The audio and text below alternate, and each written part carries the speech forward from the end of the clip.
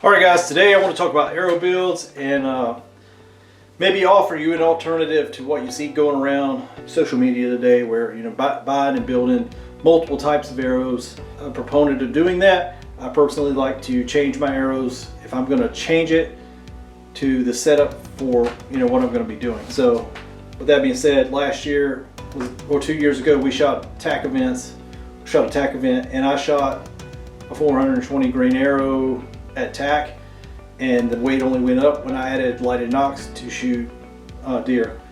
That was the only change I made. And that was an Elite Omnia, and it was shooting around 280 something feet per second. I was getting over 100 yards of sight tape. So this year we're going with the Easton 5.0. So this is a match grade arrow, and it's very affordable. From a probably the best company in the business, in my opinion, a very reputable company in Easton. And I'm going to show you that you can build an arrow that'll do both. It'll go hunting and it'll go to TAC without you having to buy a separate set of arrows to do this. Accessories for arrows are a hell of a lot cheaper than buying a separate set of arrows. And if for the event you're going to you're going to do a bunch of these type events. You're going to shoot a lot of 3D, you're going to shoot a lot of these long range competitions or whatever. You might want to buy a dozen and then buy an extra half dozen to set aside for hunting. But with that being said, you can buy all the same arrows and do the same thing. So what we're going to do is I'm going to show you how I set this up, minus doing the fleshings for hunting. Hey Noki girl, happy birthday puppy! Happy birthday, puppy! Nookie turned 3. Alright, so on to the video. And this is the part where I'm going to show you how I go from a competition type arrow to a hunting type arrow. Now you got to keep in mind, I'm not talking about building a super heavyweight or super lightweight arrow. This is middle of the road for me.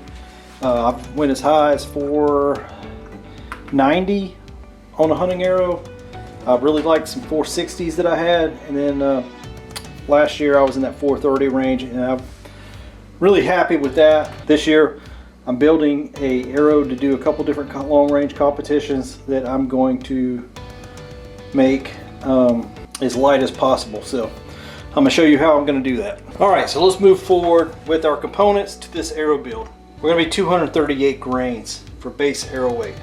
Now we got two different configurations we can go with. So this is my 100 grain, this is a 125 grain tip with a 50 grain insert.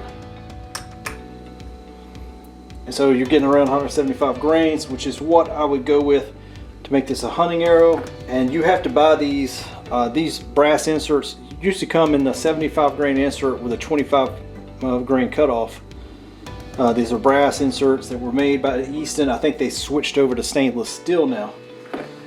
This is the standard insert that comes with these with a 100 grain tip on it. So this is a 25 grain aluminum insert with a 100 grain tip. And as you can see, it comes in at about 120 grains.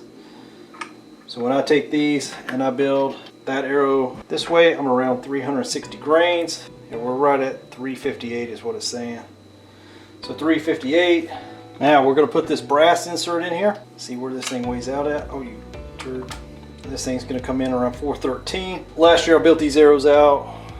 When I had the lighted nocks in them, they were around 430 grains. So how do we do this? Make the switch. We want to go from a sub 370 grain arrow to a 430 grain arrow. How do we do it? Well, the first thing we're going to do is we're going to take our insert, we can put this away, and we're going to need a torch. There's our arrow, and this is cool melt by boning. So all we're going to do is we're going to take our little torch, fire it up, let this glue a little bit warm. Got some of those threads. You don't need to put a ton on it because you'll end up cleaning it up off your arrow.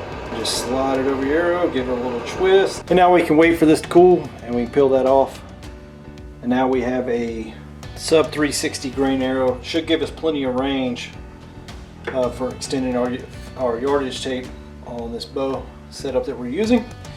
Or we can, you know, and then come fall time, we'll switch back over to these brass inserts with the 125s, which are the broadheads I shoot, in order to have a good arrow that'll pass through an animal. The other thing you can do if you want to build an arrow even lighter than what I did, you can buy the 100 grain insert glue-in tips, you know, or different whatever grain glue-in tip you want.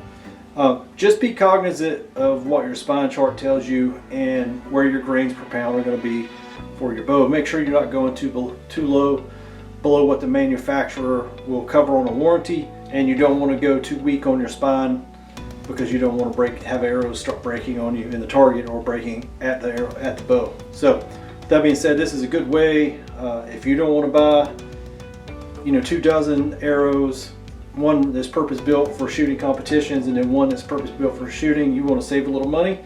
I mean, you could just buy a dozen of these Easton Sonic 6.0s and build them out like I showed you, and in one instance you're going to get a lot of range out of a really light arrow, and then with an easy change of a $15 component and, you know, a different field tip, you got a almost completely different arrow purpose built for hunting. So anyway, I hope you guys liked it.